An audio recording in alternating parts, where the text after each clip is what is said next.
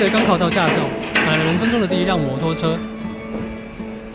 跃跃欲试，时刻想挑战自己，挑战环岛。那时因为旅费有限，因此选择了便宜的旅宿或香客大楼住宿。在环岛旅途中，在白沙屯妈祖的香客大楼住了一晚，因此与妈祖有了一面之缘。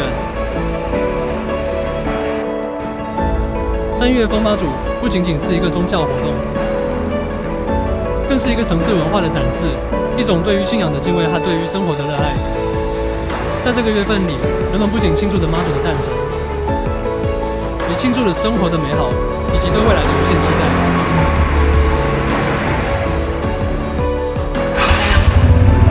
妈祖进香是农历3月的大事，